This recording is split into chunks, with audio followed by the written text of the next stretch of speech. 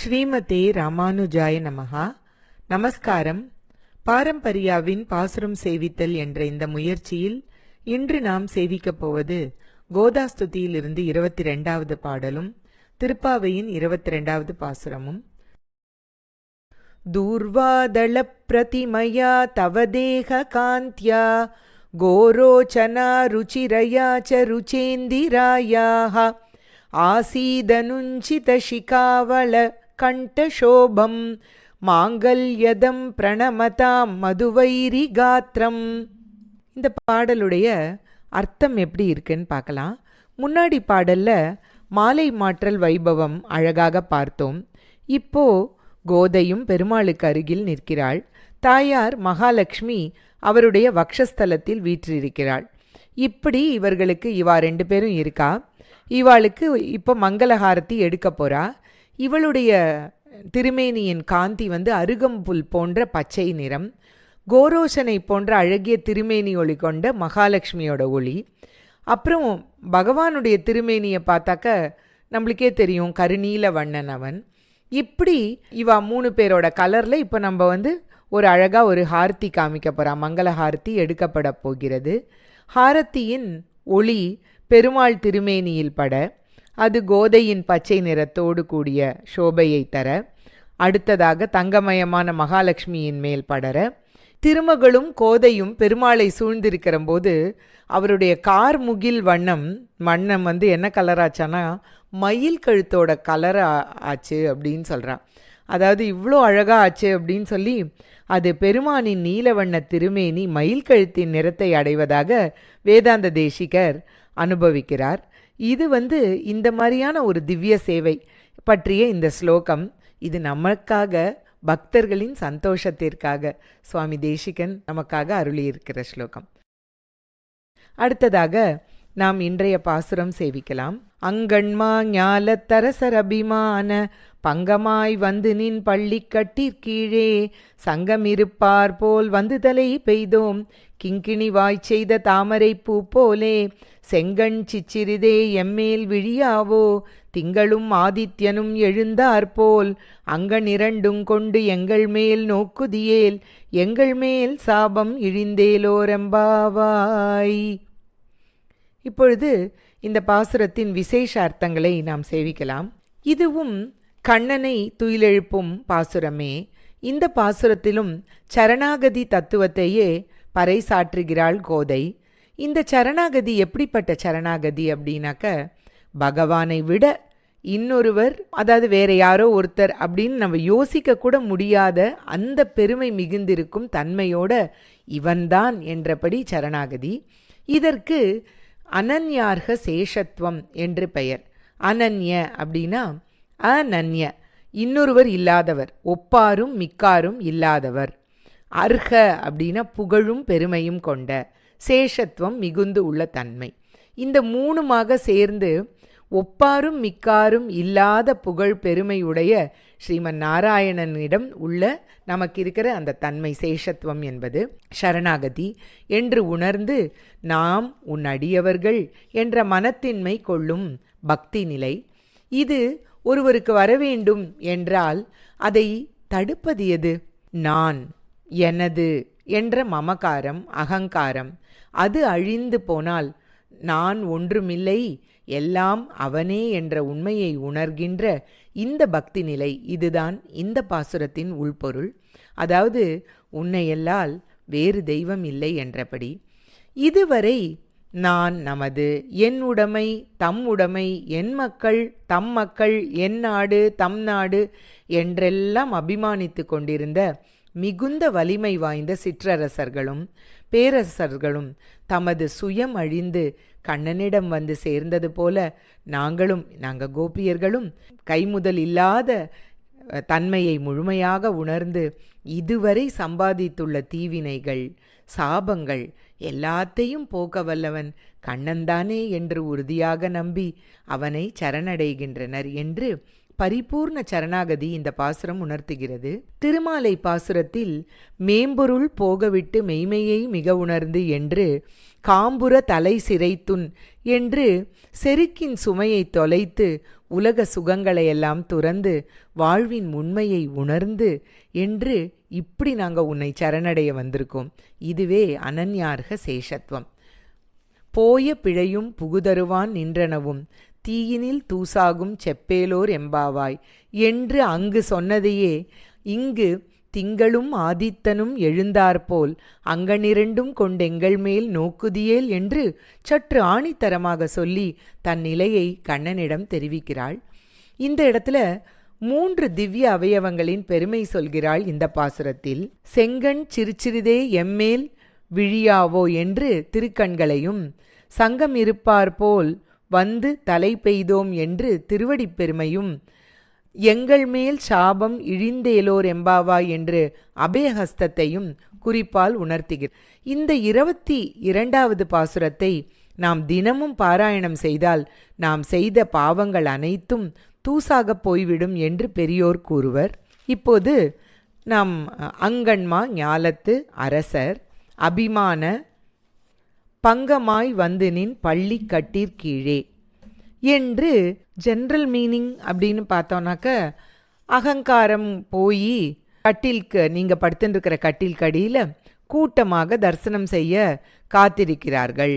யார்? அரசர்கள், பெரிய பெரிய ராஜா, கண் மா ஞாலத்து பெரிய பூமியில் இருக்கிற எல்லா ராஜாக்களை, அவர்களைப் போல நாங்களும் நின் பள்ளி கட்டிற்கீழே வந்து உள்ளோம் அப்படிங்கிறது ஓவரால் மீனிங்.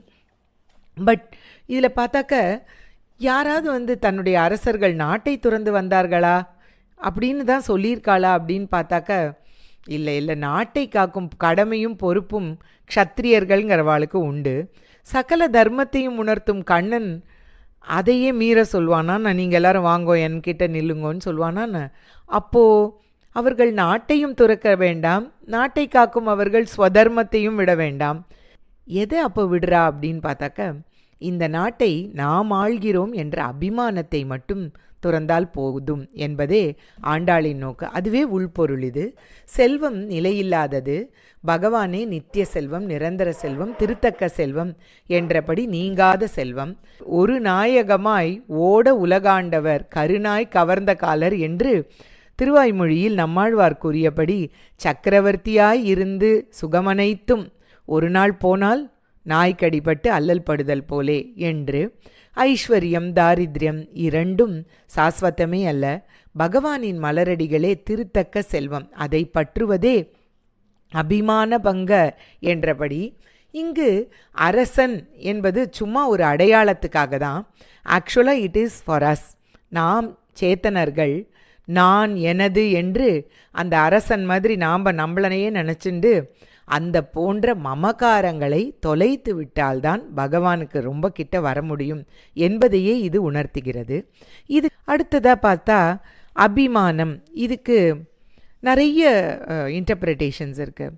அதே இதுக்கே வந்து பற்று அப்படின்னு கூட ஒரு மீனிங் இருக்குது. அதாவது அன்பு, பாசம், ஞானம் எல்லாத்துலேயும் அந்த பற்றுங்கிறத மூலப்பொருள்னு கொண்டா பற்றினால் விளையும் பாசம், அன்பு, இப்படி பண்ணி பற்றுள்ளவர்கள் யார்? நாம்.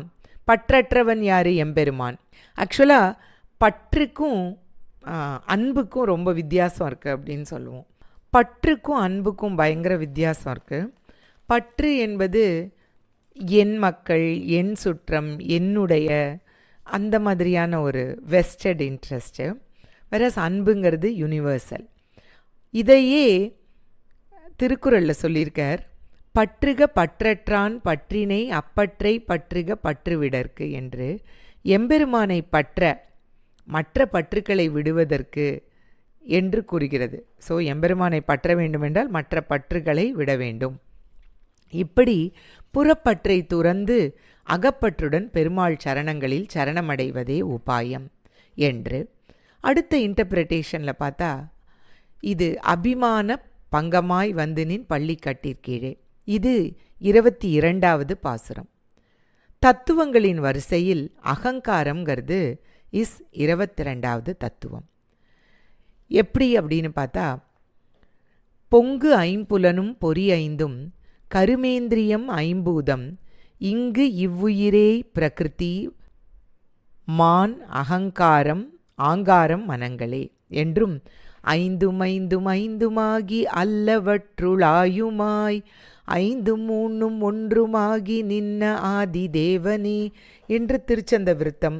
இந்த ரெண்டுத்துலேயும் பேசியபடி மொத்தம் 5 பஞ்சபூதங்கள், நிலம், நீர், காற்று, வானம், நெருப்பு.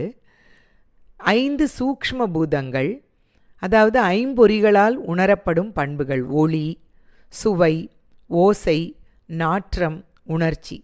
இப்போ ஒவ்வொருத்தருக்கும் இது வேரி ஆகும். உனக்கு எவ்வளோ கண்ணில் பார்வை தெரியறது, அந்த ஆரஞ்சு அதே ஆரஞ்சு தான் மற்றவாளுக்கு தெரியறதா தெரியாது. சுவை கூட அப்படி தான், ஓசையும் அப்படி தான், நாற்றம் கூட அப்படி தான். நாற்றம்ங்கிறது ஸ்மெல். உணர்ச்சிகளும் அதே மாதிரி தான். ஸோ அடுத்ததாக ஐம்பொறிகள்ங்கிறது கண், வாய், மூக்கு, செவி, மெய். அடுத்தது செயல் உறுப்புகள் 5, கை, கால், நாக்கு, குதம், குறி. அது உடல் இயக்கத்திற்கு. அதற்கு பிறகு மனம், அகங்காரம், அறிவு, குணம் என்று உள்ள இருக்கிற கரணங்கள். இதுதான் 4. மொத்தமாக இப்போது 5 5 10, 10 5 15 5 20, 24. அதில் 22வது தத்துவம் அகங்காரம். மனம்ங்கிறது என்னன்னாக்க எதை வேண்டுமானாலும் விரும்பும். அதுதான் மனத்தோட இயல்பு. குணம் அப்படிங்கிறது என்ன அப்படின்னு பார்த்தா செயலில் வெளிப்படுவது. நீ பண்ணுற வேலையில் அந்த உன்னோட குணம் தெரியும். அடுத்தது அறிவு, நல்லதையும் அறியும் தீயதையும் அறியும். அதான் அறிவு. அகத்தில் இருக்கும் காரம் அகங்காரம். இவைகளோடு நம்ம ஸ்ரீ வைஷ்ணவ தத்துவத்தில் ஆன்மா என்பது 25வது அண்ட் பகவான் 26வது தத்துவம். இப்படி 26இல் 22வது தத்துவம் அகங்காரம். எனவேதான் அபிமான துங்கன் என்று அபிமான பங்கத்தை இந்த 22வது பாசுரத்தில் தாயார் பாடியிருப்பாள் போல இருக்கிறது. அடுத்ததாக இன்னொரு விதமாக பார்த்தால் அவிஜ்ஞாதம் விஜானதாம் விஜ்ஞாதம் அவிஜானதாம் என்று கேனோபனிஷத் சொல்லுகிறது. எல்லாம் தெரியும் என்று நினைப்பவனுக்கு ஒன்றுமே தெரியாது, ஒன்றுமே தெரியாது என்று தெரிபவனுக்கு அந்த தெளிதல்னால் எல்லாம் தெரிய ஆரம்பிக்கும் என்று இந்த நமகாங்கிற ஒரு பதத்தோட ந மம அகந்தையை, நம்முடைய அகந்தையை அழிக்க ஓம் நமோ நாராயணாய நமோ என்பது அந்த இடத்துல உன்னை அடிபணிந்தோம் எங்களுடைய அகங்காரம் அழிந்து என்றபடி. அகங்காரம் என்றால் என்ன? அகம் என்பது ஆத்மா, அனகம் என்பது ஆத்மா அல்லாத ஷரீரம். இந்த ஷரீரத்தை நான் என்று நினைக்கிறோம். எனக்கு வலிக்கிறது, அப்புறம் சில தடவை நான் சந்தோஷமாக இருக்கிறேன், எனக்கு எல்லாம் புரியுறது அப்படின்றச்சே புத்தியை நம்ம நினைக்கிறோம். இப்படி வேறு வேறத்தை நம்ம நான் நினச்சிக்கிறோம். இதுதான் ப்ராப்ளம் அப்படின்னு. ஸோ எல்லாம் தன்னுடையது என்று நம்ம நினச்சிக்கிறோம். தன்னுடையது அல்ல என்று தெரிந்தும், ஏன்னா இந்த எந்த அந்த கரணம், இந்த காதுக்கு இவ்வளோ கேட்கணுன்றதோ கண் இவ்வளோ பார்க்கணுங்கிறதோ நம்ம யாராவது சூஸ் பண்ணோமான்னா ஒன்றுமே கிடையாது. எதுவுமே சூஸ் பண்ணல. தன்னுடையது அல்ல என்று தெரிந்தும் தன்னுடையது என்று வஸ்துக்கள் மேல் ஏற்படும் ஆசை மமகாரம். நம்பினேன் பிறர் நன்பொருள் தன்னையும் நம்பினேன் மடவாரையும் முன்னெல்லாம் என்று கண்ணினுன் சிறுத்தாம்பு பாசுரத்தில் பார்க்கலாம். மமக்காரம் உடையவர்கள் எல்லா பொருளும் என்னுடையது என்று எண்ணுவர். பெருமாளிடமும் ஐஸ்வர்யத்தை எதிர்பார்ப்பார்கள். பகவானும் அபிமான பங்கன் என்று இதை ஒழித்தால் மட்டும்தான் அவனை முழுமையாக உணரவே விடுவான். அப்படிப்பட்டவன். இதனாலேயே நம்முடைய வைஷ்ணவ சம்பிரதாயத்தில் ஓம் நமோ நாராயணாய என்று நாம் சொல்கிறோம். நமக என்றால் நான் அல்லேன் என்று அர்த்தம். ந மம, நான் அல்லேன். ஓம் ந மம நாராயணாய என்று. நம்ம ஹோமம்லாம் நம்ம பண்ணுறச்சே பார்த்தேன்னா ஆகுதியை எந்த தேவதையை குறித்து கொடுக்கப்படுகிறதோ அந்த தேவதைக்கு இதம் நமகா என்று, இது எனக்கல்ல உனக்கே அர்ப்பணம் அப்படின்னு சொல்கிறோம். இந்திராயை ஸ்வாகா, இந்திராயை இதம் நமகா. இப்படி நான் என்ற அகங்காரம் அழிய உன்னை அடிபணிந்தோம் என்று அபிமான பங்கமாய் வந்து என்று சொல்கிறாள். இப்படி ஓம் என்ற பிரணவம் முன்னிற்க நமகா என்ற பதத்தை தொடர்ந்து தான் நம்ம நாராயணாய அப்படின்னு சொல்லி 3 பதங்களும் சேர்ந்தே அஷ்டாட்சர மந்திரம்னு சொல்கிறோம். கேசவாய நமகா மாதவாய நமகான் தான் சொல்கிறோம். இந்த இதில் பார்த்தாக்க நாராயணாய நமகான் தானே நம்ம சொல்ல வேண்டும். ஏன் நம்ம நமோ நாராயணாய என்ற அஷ்டாட்சர மந்திரத்தில் நாராயணாய என்ற நாமத்திற்கு முன்பாக நமகா என்ற பதம் உள்ளது அப்படின்னு பார்த்தா, நமகா என்பது ந மகா என்று இரு சொற்களாக பிரியும். ந என்றால் இல்லை, ம என்றால் ஜீவாத்மா நான் என்று. அப்போ நான் இல்லை என்ற பொருள்படும். அதாவது எனக்கு நான் அல்லேன் என்று பொருள். உனக்கு தான், நாராயணாய தான், உனக்காகவே அப்படின்ற மாதிரி. இவ்விதம் எனக்கு நான் என்ற அபிமானம் இல்லை என்றாகும். இவ்வாறு நம்முடைய அபிமானம் தொலைவதுதான் நமகா சொல்லி நம்ம நாராயண சப்தம் சொல்றது என்று புரிந்து கொள்ளலாம். நம்ம ஒரு சிம்பிளான ஒரு எக்ஸாம்பிள் பார்த்தோன்னாக்க, நம்மளுக்கு சக்கரை பொங்கலை நன்னா அனுபவிக்கணும் அப்படின்னு ஆசை. ஆனால் அதை சாப்பிட்றதுக்கு கூட சரீரம் இடம் கொடுக்கணும். இப்போது சரீரத்தில் ஏதோ உபாதை இருக்குது, சக்கரை பொங்கல் சாப்பிட முடியுமானாக்கா சாப்பிடவே முடியாது. உபாதை போனால்தான் அவனால் சாப்பிட முடியும். அப்போது அந்த சரீர உபாதை போகிறதுக்கு மருந்து எடுத்துப்போம். உபாதை போன அப்புறம் அப்போ தான் சாப்பிட முடியும். வெறும் ஒரு சரீர அனுபவத்திற்கே இப்படி என்றால், பரமானுபவமான எம்பிரானை உள்ளத்தில் கொள்ள என்ன செய்ய வேண்டும்? உள்ளே இருக்கிற மமக்காரம் என்ற நோய் அழிய வேண்டும். அதற்கு என்ன மருந்து? பேஷஜம் பிஷக்கு என்று விஷ்ணு சஸ்நாமத்தில் சொல்கிறாப்புல, அவனே மருந்து, அவனே மருத்துவன், அப்படி நின்ற மாமணி வண்ணன். இந்த அபிமானம், புறப்பொருள் அபிமானம் நீங்க வேண்டும். அப்போது இதுதான் நமகா என்ற பதம். அதனால்தான் நம்ம ஸ்ரீமன் நாராயணனை உணர்த்தும் அஷ்டாட்சர மந்திரத்தில் பிரணவத்தை தொடர்ந்து நமகா என்ற பதம் முன்பாகவும், நாராயணாய என்ற அஷ்டாட்சர மந்திரத்தில் அதை பின்பதமாகவும் வைத்து அஷ்டாட்சரம் ஓம் நமோ நாராயணாய என்று. அதே போல் ஏன் அபிமான பங்கம் என்று ஆண்டாள் சொன்னாள்னு பார்த்தா, 5 பேர் சேர்ந்தால்தான் ஒரு காரியத்தை நடத்தவே முடியும். எப்படி அப்படின்னு பார்த்தா, அதிஷ்டானம் ததா கர்த்தா கரணஞ்ச பிருத்தக் விதம் விவிதாஷ்ட பிருத்தக் சேஷ்டா தெய்வம் சைவாத்திரம் சமம் என்று பகவத்கீதை 18வது அத்தியாயத்தில் சொல்கிறார். கர்மங்கள் நிறைவேறும் விஷயத்தில் என்னென்னலாம் வேணும் அப்படின்னாக்க, உடல் செய்பவர் ஆன்மா, அவர் பல்வேறு புலன்கள், பல வகையான முயற்சிகள் மற்றும் தெய்வீக அருள், இதுவே காரணம். இப்படி 5வதாக தெய்வம்தான் காரணம் அப்படின்னு சொல்கிறார் இந்த இதில். இப்படியாக நாமும் இந்த தத்துவத்தை உணர்ந்து அங்கன்மா ஞால தரசர்கள் தங்கள் செருக்கு அபிமானம் ஆகிய மமக்காரங்கள் அழிந்து கண்ணனிடம் சரணாகதி பண்ண அதே மாதிரி நாமும் நரசர்கள் தான். நம்மக்கிட்டையும் நிறைய மமக்காரம் அகங்காரம்லாம் அழித்து பெருமாளிடம் வந்து சரணடைய வேண்டும் என்பதையே இது சொல்கிறது. அடுத்ததாக, சங்கம் இருப்பார் போல் வந்து தலை பெய்தோம் கிங்கிணி வாய் செய்த தாமரை பூ போலே. சங்கம் இருப்பார் போல் என்று கூட்டமாக தரிசனம் செய்ய காத்திருக்கிறார் போல வந்து தலை பெய்தோம், உன்னுடைய பள்ளிக்கட்டிற்கீழே வந்து விட்டோம்.